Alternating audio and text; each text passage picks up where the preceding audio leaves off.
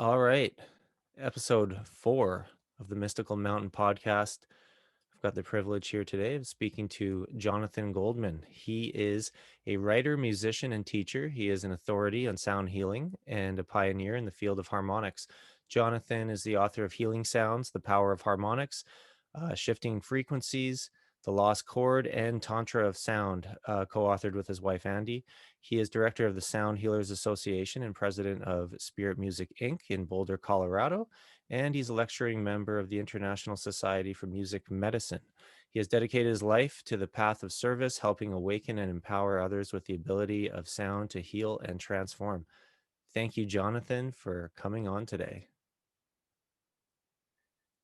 And I was going to ask you, are you there right now? I'm sorry, I was going to say thank you, and I had my mute Oh, on. okay, there we go. It's okay, mute's off. But listen, I wanted to add that I am with my wife, Andy, the author of the best-selling, award-winning The Humming Effect, and we probably will talk a little bit about the power of humming. Also, just that I'm a Grammy nominee, and I've got over 25 really well-known best-selling albums and recordings for relaxation, meditation, healing, and all that other stuff. So hey, I like to consider myself a bit of a jack of all trades. Yeah, I like that. And you know what? I actually found a whole bunch of your CDs. I came across them one day. I didn't know you had that many, but I was at a metaphysical type bookstore and there was a whole bunch of them available. So I picked a bunch of them up and I love them. I've got like 10 of them probably. Oh, I'm really grateful that you can go on Amazon and say play Jonathan Goldman, or go on Spotify or any of these places, and they got whole long playlists. What a blessing it is! Because my music is getting out there. My music is really encoded with, shall we say, special energy and intentionality to shift and change the physical, emotional, mental, and spiritual aspects of the whole being. And I like that it's getting out there and helping people. Yeah, exactly. So I've got a lot of questions written down. One of which I've been wondering for a while. When you see these videos on YouTube for sound healing, the hertz videos, you see 528, Yeah. 430, 432, et cetera, et cetera, et cetera. I've always been wondering, when those come through my speakers, like, am I actually getting real 432 or real 528? Or I mean, I'm sure it's not as good as hearing these things in person, but what do you make of these videos? Why don't you ask a primary question? Okay. Is it Primary, real? Is it real? is it real? Okay, Yeah. that's like, okay, because whether the music is coming out as authentically as perhaps live or in person, or depending, is question number 2. Or question number 3. The first question is, are these frequencies of healing, quote, real? And Mm. this gets into a whole different realm. So first, I'd like to suggest, and if we can almost spend this entire time just with that one question. It Mm. opens up so many different facets of the uses of sound and music for healing. And normally I don't even address it. I just would say, well, Chad, it's not really in my belief that you'll find that there's any one frequency that has any particular aspect that works for everyone. So that's to begin with.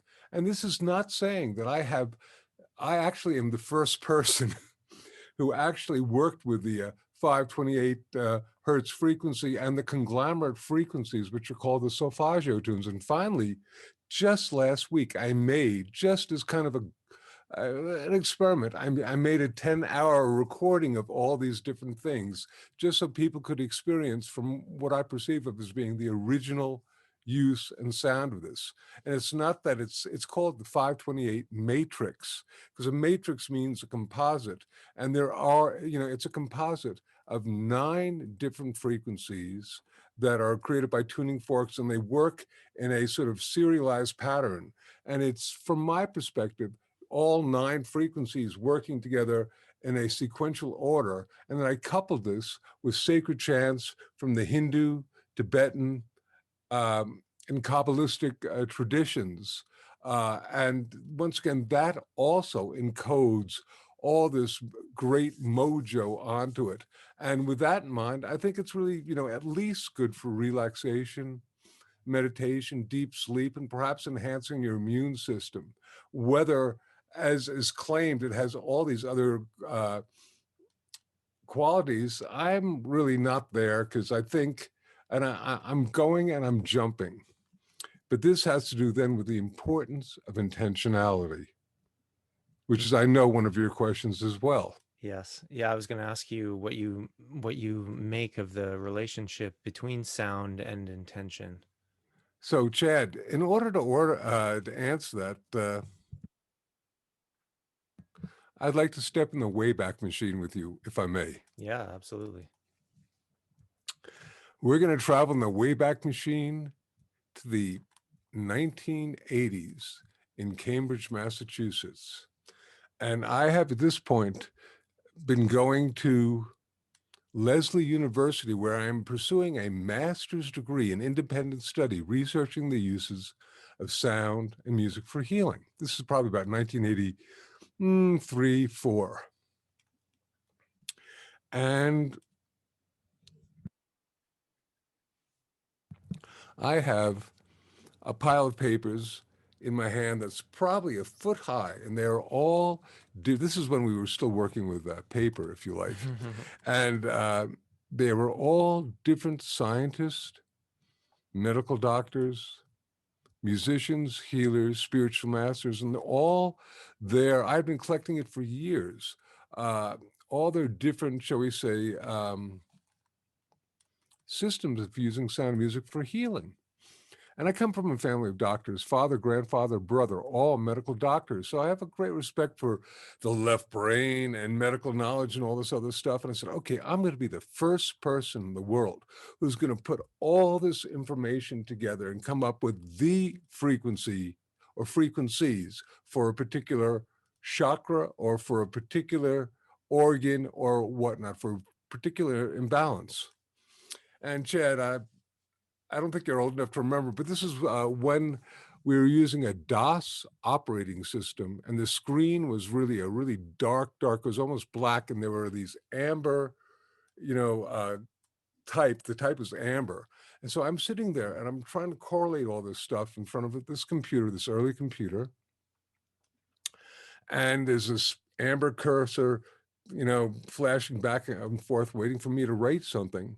And all of a sudden, I'm trying to put this paper together. And I realized that Spiritual Master A will be using a particular set of mantras for different chakras. And Spiritual Master B would be using a completely different set of mantras for the chakras. Dr. X might be using a set of frequencies for one organ. Dr. Y might be using a completely different set of frequencies for the same organ. And yet they were all claiming success. And Chad, this is far enough back in history where sound healing is now beginning to really take off. But then nobody knew about the concept of sound healing at all. And there was no reason that the people weren't doing, they were in private communication with me. There was no reason they weren't doing anything but reporting from their perspective what they had been experiencing using these sounds. Got me so far? And it didn't match. And I'm sitting there and I'm freaking. I've got my head in my hand and I'm rocking back and forth going, how can this be? How can this be? And I'm in a state of intellectual angst, if you like. And all of a sudden I hear this voice, this inner voice, and it says, it is not only the frequency of the sound that creates its effect. It is also the intention of the person making and receiving the sound. And I wrote down these words on that amber, and they looked like gold. It was almost like gold letters appeared. And I wrote down frequency plus intent equals healing.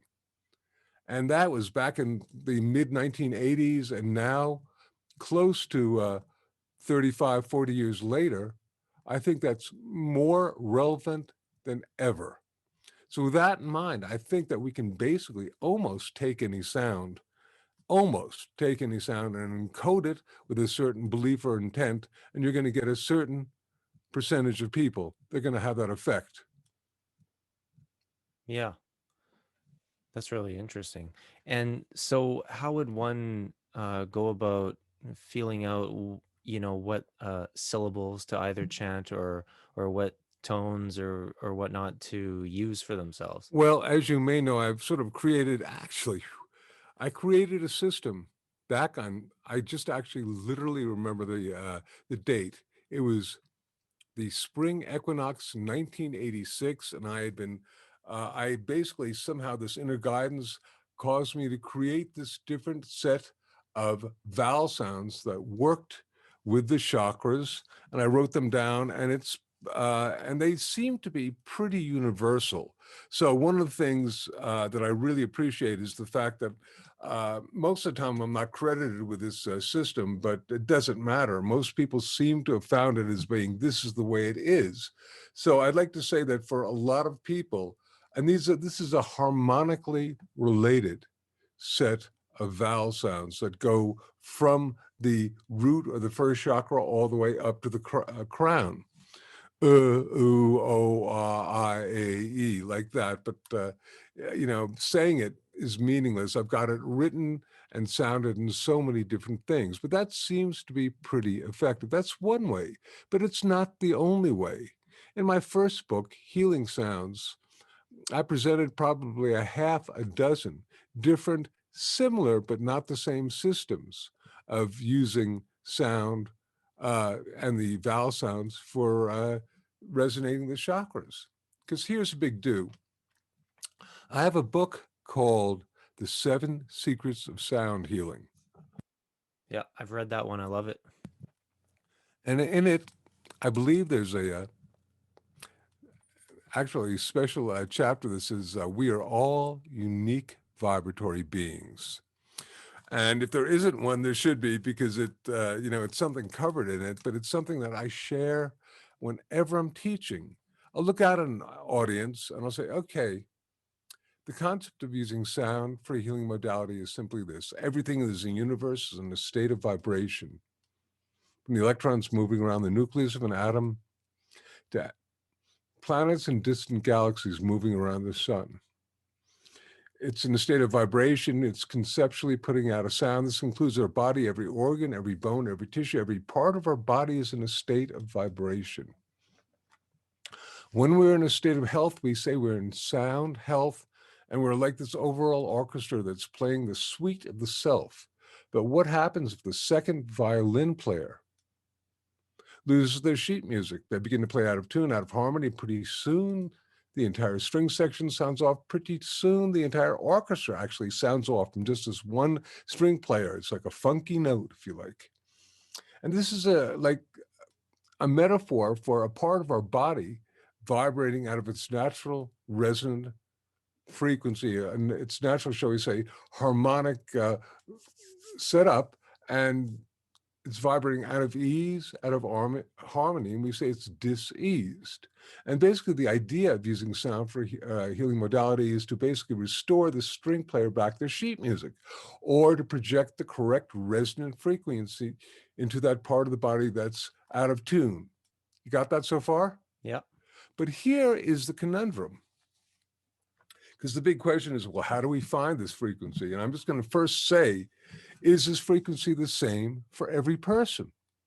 And now I'm going to ask you, or just tell you that, when I have a room full of people, I'll say, okay, given that everything in the universe is in a state of vibration, we can perceive of everything as being in a state of vibration. This would include something like penicillin. Now, penicillin, for 80% of you, even 80 to like 90% of you, is going to be healing. It's going to be a healing vibration. But for 5 to 20% of you, it's going to be a toxic vibration. Mhm. And what I want people to do is understand and own that. I've never personally found anything, whether it's a sound, a smell, a supplement, a food, what have you, that works for everyone. Have you? No, not that I can think of right now. Yeah, I can't. I don't think, I know that one of the chapters in my book is that there is no magic bullet, being that magic bullet meaning That's the idea that there was a bullet, or a bullet being a syringe or a drug that was used as a thing for the treatment of a certain physiological imbalance about 100 years ago, where they were looking for the magic bullet that would cure this. And you can get something that's going to work for maybe 75 to 80% of the people, but there's going to be 20% that it isn't. And so I think if you're getting 80% accurate, that's wonderful. But at the same time, if you're one of the 20% where you're having a toxic reaction to something, whether it's a drug or a sound or a smell or a food, you really need to honor yourself. I think this is a very, very important concept, because we then take back the power, as opposed to somebody going, oh, this is the healing frequency for you. Use this frequency and it's going to heal you. And maybe with the power of intentionality, that'll work for a lot of people, but for some people, it won't. And I really want people to own and understand that if it's not working for you, honor it. If you're not feeling good, or you're hearing a sound, or you're eating some food that's making you not feel good, Hmm. you really got to honor that. Is that making sense? Yeah. So you got to get in tune with your body. No pun intended. And what works for you. Yeah. It's this kind of a similar thing to when I hear people talk about crystals or gemstones. Books will say they do certain things, but then other people will just say, well, just go whatever you're attracted to, Yeah, kind of thing. yeah. I used to live in the mountains outside of Boulder. Now I live in Boulder. And when I moved out, I transported a half a ton of quartz crystals. I was that, and I still am. I do a lot of work with quartz crystals, and I'm one of the people who got some really original training by some of the great crystal masters. And maybe one of these days I'll get back into teaching crystals, because I think, once again, people have assigned certain qualities to different things. And I guess if it works, one thing I want to say, and this is so important, I think with sound or with anything else, then if it works for you, it's real.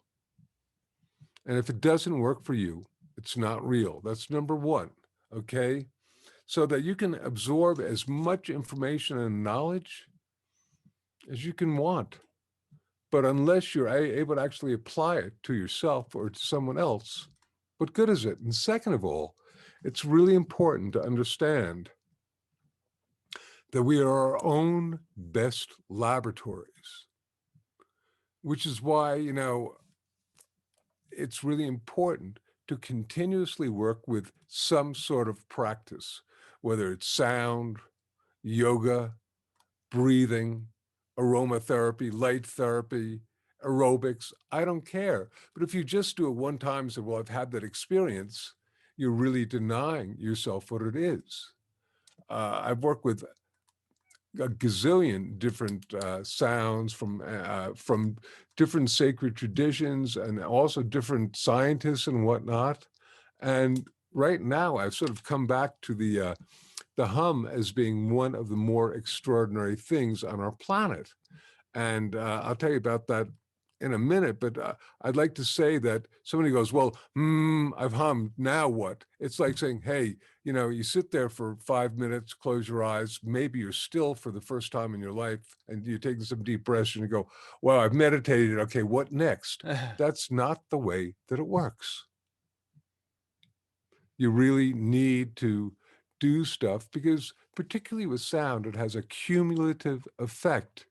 And the more you work in it, the more you'll experience it, and part of that experience is bringing your consciousness and your intention and your awareness to whatever sound, whether it's sound that you're listening to or sound that you're making.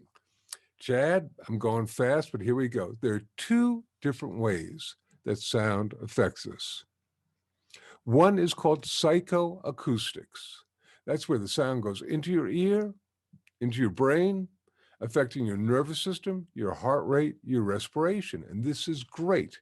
And in fact, my voice, for example, is affecting people who are listening. So if I began to slow down my voice right now it's going to have a little bit of an effect on your actual nervous system, because there's a phenomena called, I just switched back. I don't know if you could feel that Hmm. switch at all, but Oh yeah. believe it or not, just with the pacing of our breath, you can affect your nervous system, your heart rate, your respiration. So going into our ears, very, very cool and wonderful. Most music, our voices, etc. This is how we're affected. But the other way is called vibroacoustics. Mhm. And would that be something like a singing bowl or something? Or Only if you put the singing bowl on top of your body, yeah. hit the singing bowl, and you feel the vibrations going into your body. Yeah, Or that's you, kind of what I meant. Sorry. yeah, we just, for example, last week released a set of tuning forks. When I say we publicly released them, we've had them available at our Healing Sounds Intensives for 20 years. We never made them available to the public, and they're called the Vibro Tuners.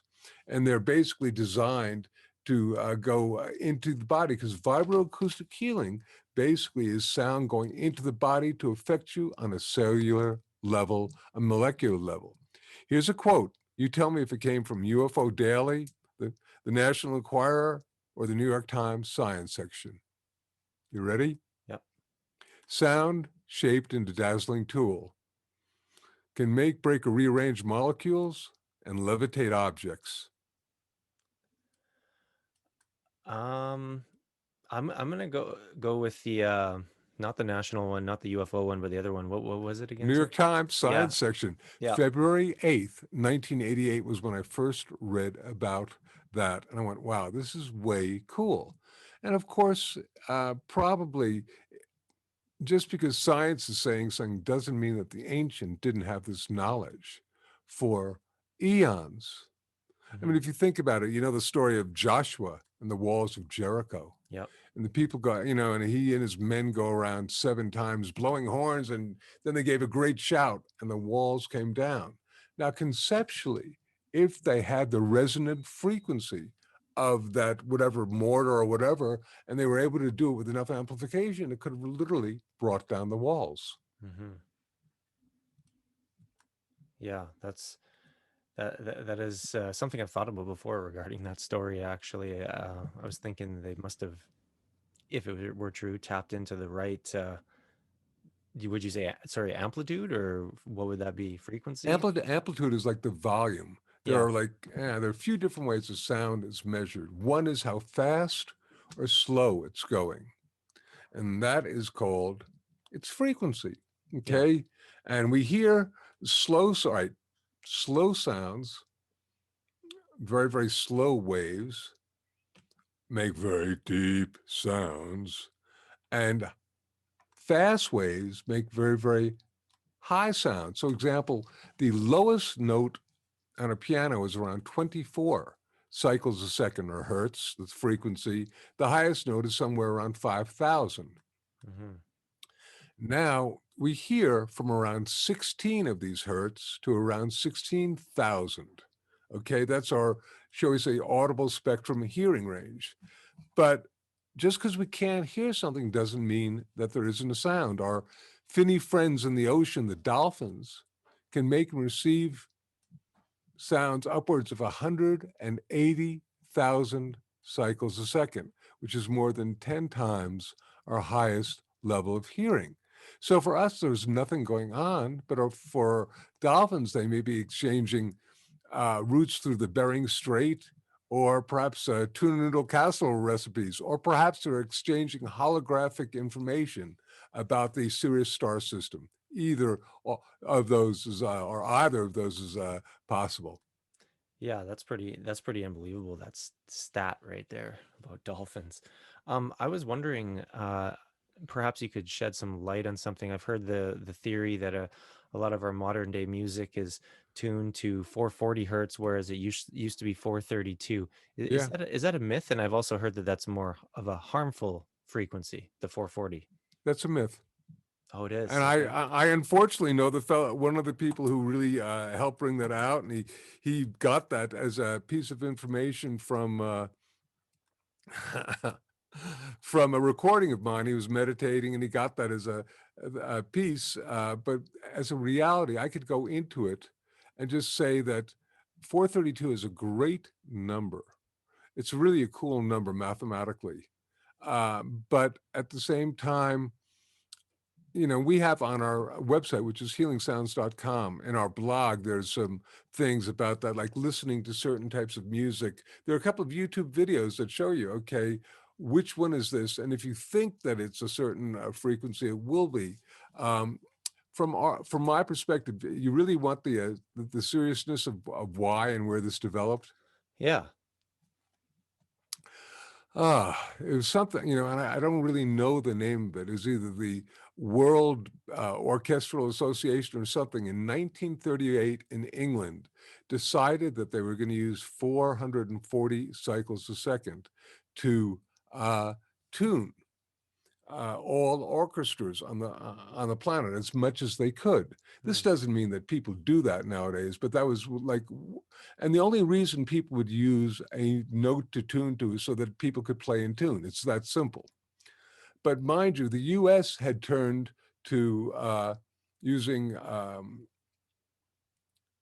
440 20 years before in orchestras. So, the idea that 1938, oh, the Nazis were in power, this is a German thing, it's it's a conspiratorial thing. And I love conspiracies, but this one doesn't make that much sense to me because once again, the US had done it.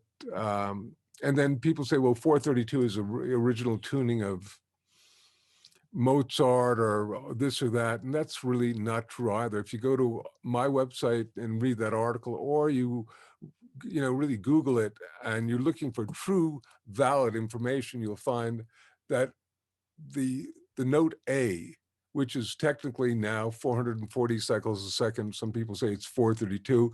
And I really honor and admire a lot of the people who believe this. It's not my belief system. And from really a lot of research, not only for myself, but many other people, I mean, you will find that from the 15th century, when people first used what they call equal temperament, which is the way that we tune instruments these days, there have been about 100 different tunings that have been used for the note A by itself. So that's Hmm. probably more information than you wanted to know. Oh But I'm no, I just love it. I'm not just making this stuff up. You can really research it. And you can also equally find people that tell you that 432 is the center of the universe, or that 528 is Hmm. the center of the universe. It's not my belief. I believe sound is this incredible smorgasbord of frequencies. It's like we have in front of us this incredible food that is everything from vegetables and fruits to you name it. Hmm. And just to eat one thing or think that only one thing is healing is very silly. Yeah. Another thing Balance. yeah, another thing I really wanted to ask you. Let's say there's two people and they both have the same amount of intention on the same thing. One person is reciting a mantra, like a sentence, whether that's Tibetan or whatever, Uh-huh. over and over, and the other individual is just reciting a sacred syllable. Um, do you think one is more effective than the other, or does it merely depend on the person and what they may need at that time? Or what do you think about that? I think you nailed it. That it really depends upon the person, their belief, and what they need. Uh, Once again, having really researched and studied this for a really long time, and knowing that there are people that very much get into specific, very, very long mantras, or that this mantra is the most powerful mantra. It's been said that if you just work with the Om with enough experience and intent, you can basically uh, have it all. Something as simple as that. Uh, so I just like to suggest once again that working, and also if you have had a master or whatnot, or you found something that's jumped out at you and said, I am the mantra for you, honor it, use it. We got to honor ourselves, but at the same time, it's important not to get too locked in and to really explore the incredible spectrum of sound that exists. I say A or B, but it's not just A or B, it's A and B. Mm-hmm. Okay, fair enough. Great. That's a good answer. Good to know. Um, when it comes to these syllables like om or ah and Yeah. oo, um, does the higher pitch ones, like if you compare an ah compared to an om, Uh-huh. do you think that they have different effects, or they could have different effects on different parts of the body? I've heard, like there are some beliefs where people think certain vowels or syllables, whatever you'd like to call them, can affect certain specific organs and whatnot in the body. What do you think about that? Well, Chad, that's very much getting into vibroacoustics. And the fact is, with vibroacoustics, there are certain frequencies that particularly can resonate different parts of your body. On a level in terms of just professional singing, there's something known as a head voice and a body voice. Okay. And with that in mind, there are certainly different vowel sounds. For example, if I go, and I'm going to hit the same pitch, and if I go,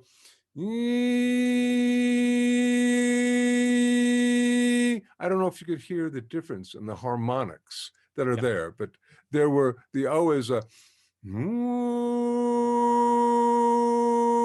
and that's in my stomach and, lower chest area, and the that was definitely in the higher octave of my forehead and what they would call the crown chakra. And you can hear the difference because of the harmonics. And people say, what is a harmonic? Well, this is a whole ball game of sound that at some point, my very first book, Healing Sounds, was subtitled The Power of Harmonics. And it's a wonderful book. But it's so interesting. Most people use the term harmonic and they don't really know what it means. Okay. And I'm not going to get into it right now because it's sort of too complicated a subject, except that when we hear what seemed like a single sound, including our voice, if I went, oh, or I'm moving it around, but it's not one particular note. There's actually a composite of, ready for this, mathematically interrelated geometric multiples of that note. And that's called the harmonic series. And you're getting a simultaneous resonance of these different notes together that create the sound of your voice. Now, let me continue for a second because I know this is really heavy, but our voice is as unique and individual as our fingerprints. And this is because in everyone's voice, there are different harmonics that come out and that are stressed most prominently, and they are called formants. And so depending upon the formant in your voice will determine your voice print, which determines who you are. A lot of stuff, right? Let me make it simple. A violin, a saxophone, a piano have different formants, which are the most stressed harmonics that occur.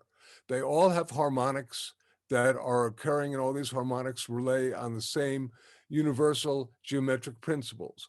But the harmonics that are loudest, most pronounced, and most prominent, called the formants, are different, to the degree that when they remove the harmonics from that violin, that whatever I said, an oboe and that piano, or a saxophone and piano, in a sound laboratory, you couldn't tell them apart.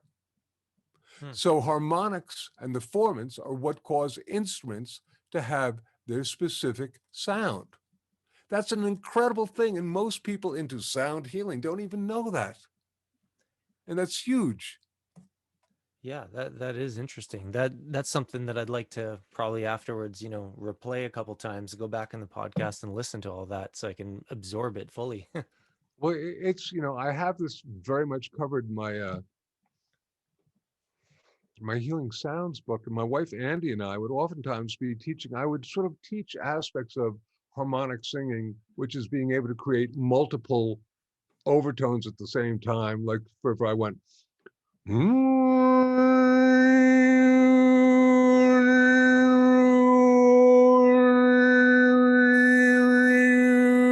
I don't know if you could hear other tones coming out because this is the internet and this is a microphone, but people can learn how to do that. And it's very, very cool. And it totally shatters our whole realm of what is sound. But when I would get into trying to teach the mathematics of it and the fact that harmonics are based on whole number ratios, I would see that what I was doing was creating flybys. People would just not get it. They just wouldn't get it. And one of the things that I hope to do at some point is to take that book, Healing Sounds, that I did, and make it into like a 25-page booklet, just so everybody can understand the concept of harmonics, because it's not that difficult, and yet it is almost it's quantum in nature. It's that advanced, and Yeah, it's the basic premise of all sound. interesting. I mean, you know how you can take a crystal or a prism and hold it into sunlight and it'll break it into the different bands of the electromagnetic spectrum? Yep. People understand that. But the same thing is true with our voice. Hmm. It's not just a single tone, it's composite frequency. And the composite are the different geometrically or mathematically related sounds or harmonics that create this one composite frequency that we listen to all the time. What Wow. a concept. Yeah, that is. That's Mind-boggling. pretty fascinating stuff. Yeah. Um, I was wondering, where do you think the knowledge and the information came from to lead people to believe or to find out that the lower uh, sounds, like the deeper sounds, are correlated to like certain chakras? Like But how do you think people found out which sounds correlated to which chakras? tell you how I did. Okay. Experience, experiment. I tried the different vowel sounds. Hmm. I went,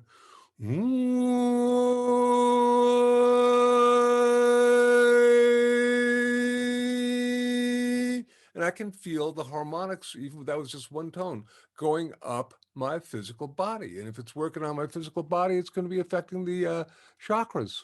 It's Hmm. on a level that simple. Once again, we are our own best laboratory and what works for you.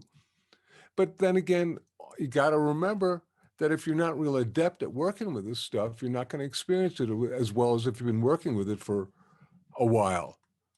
Right. Right. Yeah. Okay. That makes sense. So you've made a certain sound, like you can kind of feel where it goes up to and where it kind of stops in your body. Well, how about where it resonates, Yeah. where it vibrates? There's going to be a primary place where it vibrates. Right. And Okay. that's going to be true for you, may not be true for anyone else. Yeah. And is there a specific relationship between sound and color? It's a great question. From my understanding personally, is that they're two different things. Just personally, and this is a question that thus far is still up in the air, and it was up in the air when I first started studying this 40 plus years ago, Hmm. because there are some people who say, well, sound is but nothing more than slowed down light, or light is nothing more than speeded up sound. Uh, But at the same time, I'm not sure that that's correct, because in that case, if you, just as an experiment, and we've done this so many times with so many different people, you have them make a sound, they encode the sound with a particular color or intentionality, and then someone receives the sound. And 90% of the time, if they're tuned enough, they will get the color that the person was sending to them.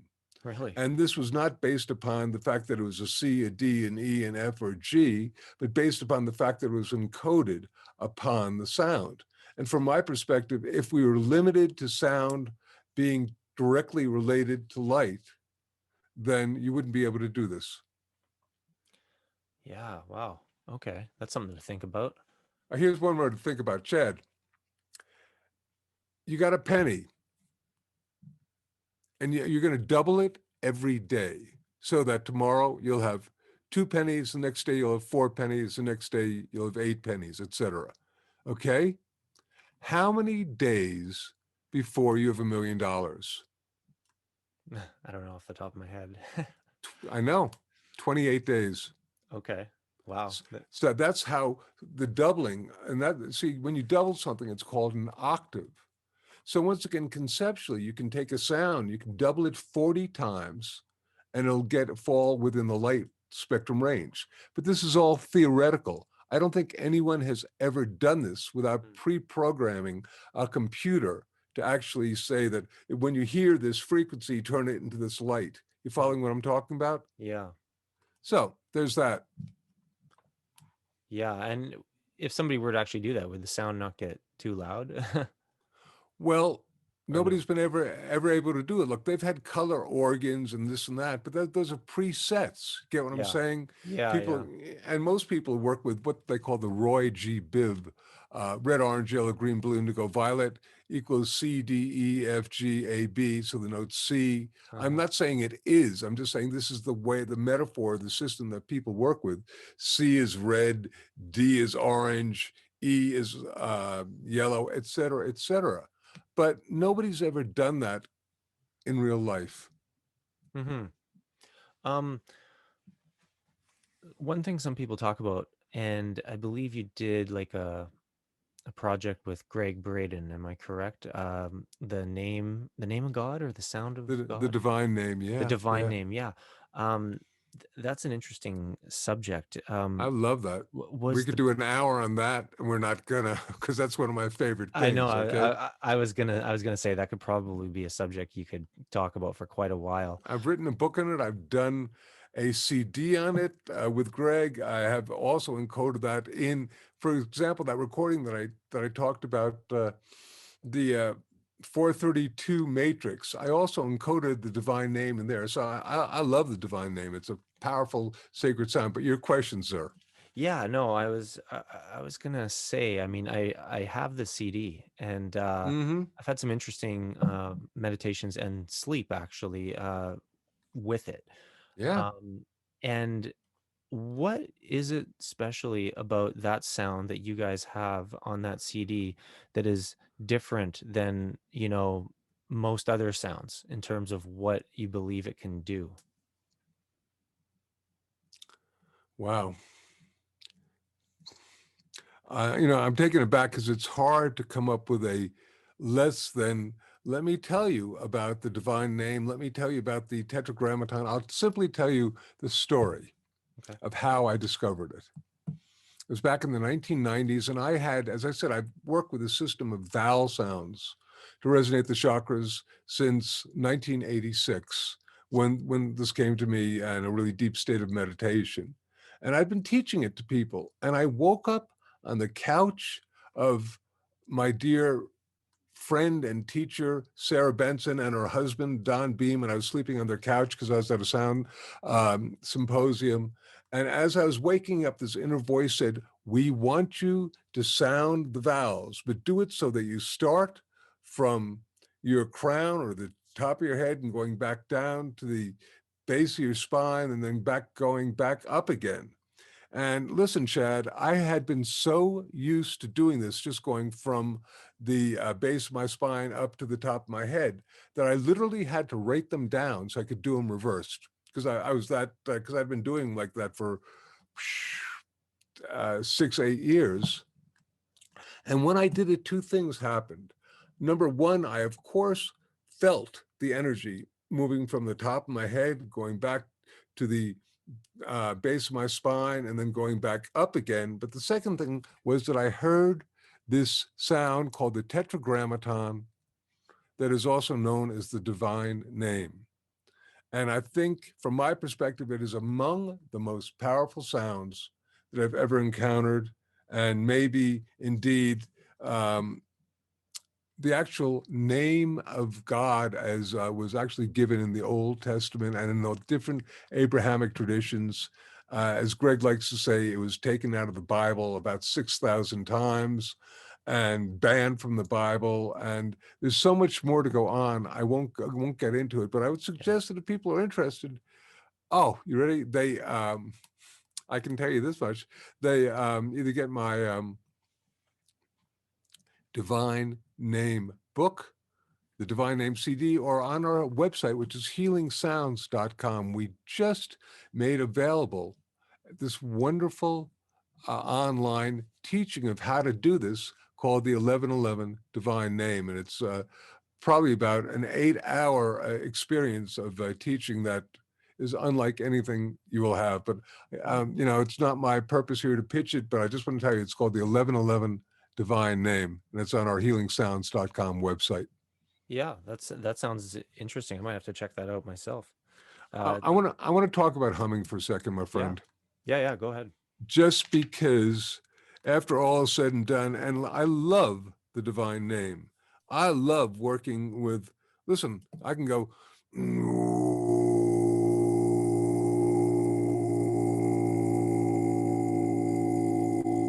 that's to me, that's me doing a Tibetan deep growl tone, but I can't teach that to most people.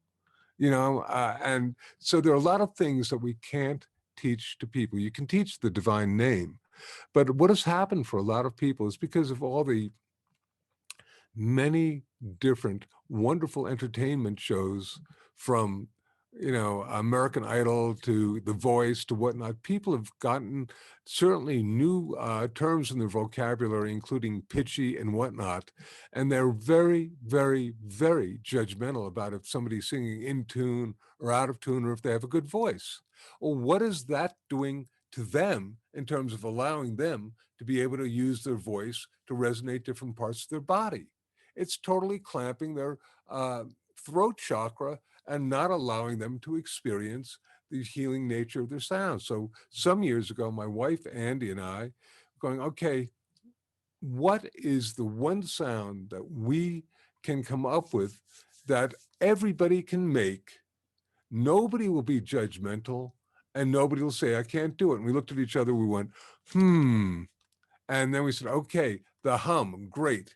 And so we wrote the world's first professionally published book on humming. And in order to do that, and it's an award winner, it's a bestseller. We love it. It's called The Humming Effect. You can get it on Amazon. You can get it anywhere. And it's wonderful.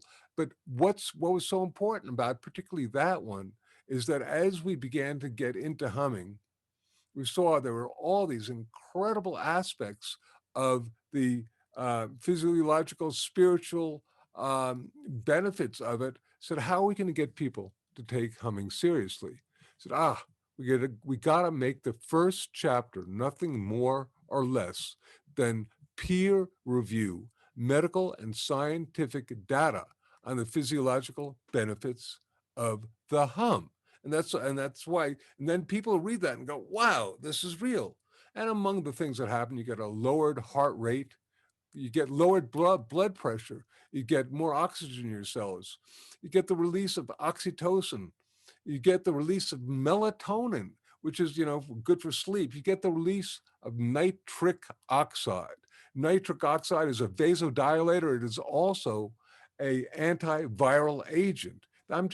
This is just a few of a whole lot more things that occur when you hum. And people go, wow, if that's true. So what we do, Chad, is we basically teach something called conscious humming.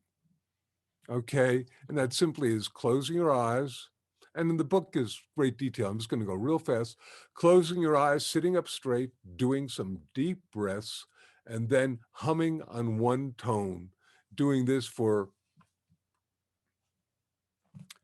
3 to 5 minutes, and people get totally zoned out, blissed out, spaced out. In fact, we say after you've done that, allow another 5 minutes, because you may be so profoundly affected, you like try to get up and won't be able to do it. So don't, just sit there and experience the power of the sound. You with me so far? Yeah, yeah. Is it like a hum or is it like Yeah. hmm? No, it's like, here, let's take a nice breath together. Okay. Close your eyes, back straight. Nice deep breath, first of all. Diaphragmatic, deep down in your belly and out. Another deep down your belly and out. And we'll do 3 of them. And this is just any tone that happens to be resonating with me, and work with whatever works for you. But let's take a nice deep breath and then go. Mm.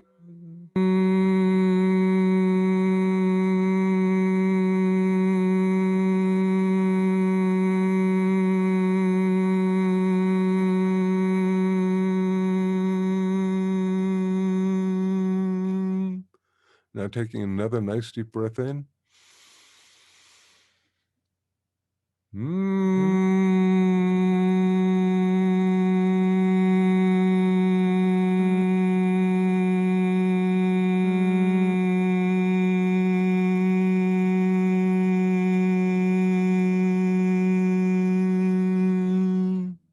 Now one more.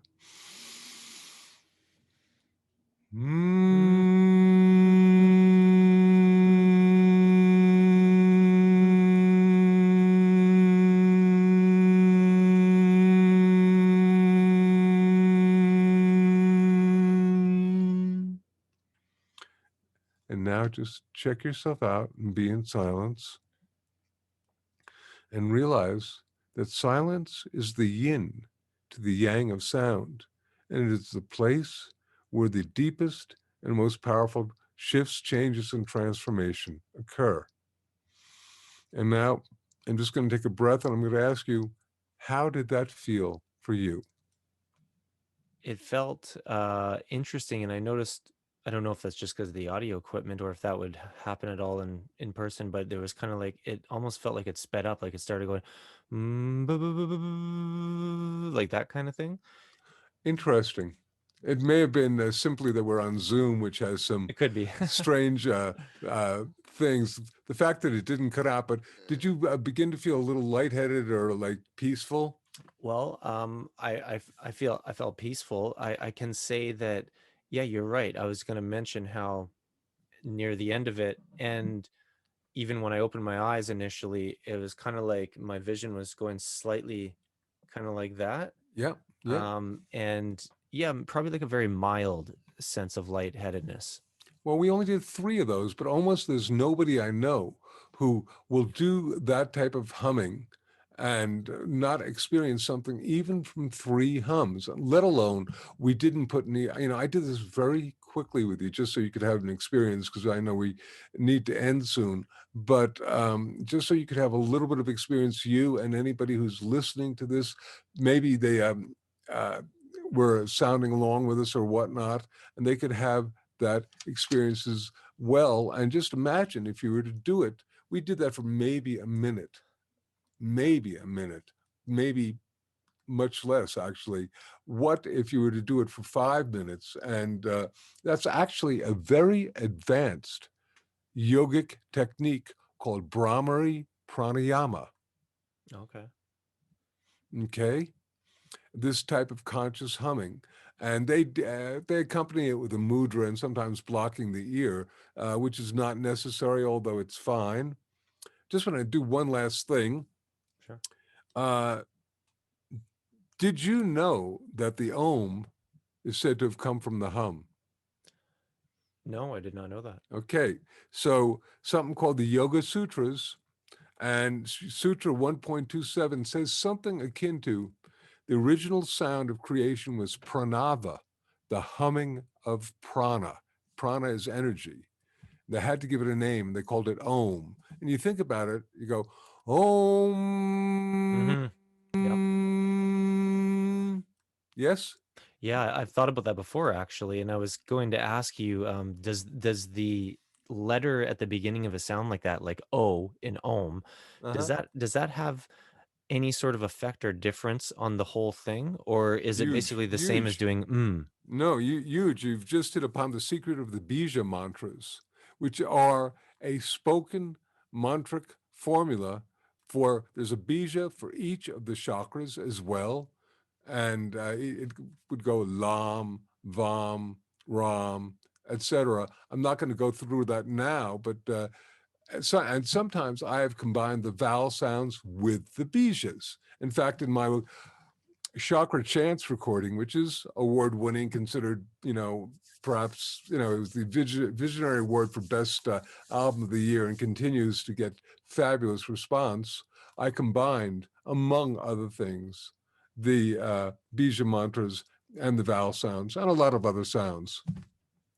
Wow, yeah, that's a cool idea. I like that idea, but yeah, I was always wondering about that. I'm like, does that first letter have an Yeah, effect? for sure. It does, And eh? once again, oftentimes it could be, for example, the first one, you might accentuate the letters, would be,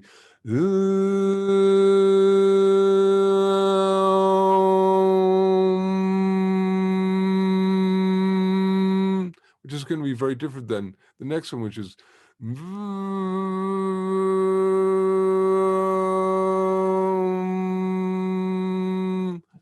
just giving you an idea of Yeah. and the more you work with these, I have a student who's a very well-known DJ musician, and I've had him working on this stuff, and he does it every day for a half hour, just this stuff. And it'll take you in another dimension. I'm going to Mm, tell you a real fast story. okay. Somewhere in the Mideast, there was a fella, and he had a multi-stringed instrument, beautiful multi-stringed instrument. And let's call him Akbar, just as a name. And all his friends would be playing all these different melodies on his instrument.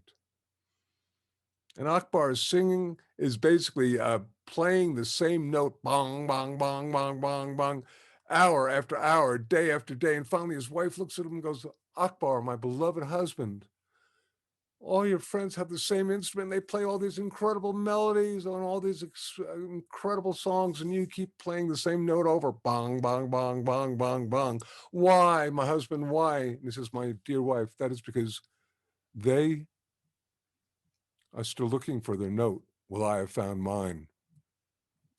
Uh-huh. Yeah, when what's effective, I guess, for him. Yeah, Yeah. Yeah, it's a good thing to take away. yeah. Good story at the end. It's like a Zen koan, but not really. It's got a little bit of a message. Yeah. So, little rock there. We can just conclude by saying that it's been a pleasure talking to you. Yeah. And once again, healingsounds.com is a major website that we have. And there are all sorts of free downloads, free information, great stuff there. It's an award-winning website. And bottom line, sound can shift and change your entire perspective of reality. If you think about the fact we have 5 major physical senses, and one of them is a sense of hearing. If you can shift your sense of hearing and sound, you can shift the very way that you perceive reality. And finally, that there is a relationship between ourselves and our planet, macrocosm, microcosm. I like to say that we heal the planet, we heal ourselves. We heal ourselves, and we heal the planet. We can make a difference, and we have a choice. Yes. Thank you very much. Words of wisdom indeed. Um, if you'd like to mention anything going on or any specific website or anything that you have coming out, then please feel free. Healingsounds.com. If people will go there, they will get lost with a myriad number of things that are there. It's quite amazing. There's just all over. You can spend days there. It's a great place, and we give a lot of stuff away for free because my purpose is basically to help enhance people's understanding of using sound and music for healing. Awesome. All right, Jonathan Goldman, thank you very much for coming on today. I'd love to have you on again. I'm sure I've got more questions for you. Maybe we can organize that eventually. And for anybody listening, please like, subscribe, share the podcast or the YouTube video, whatever you're watching or listening to this on. And I'll leave it at that. Thank you very much, Jonathan. Thank you, Chad.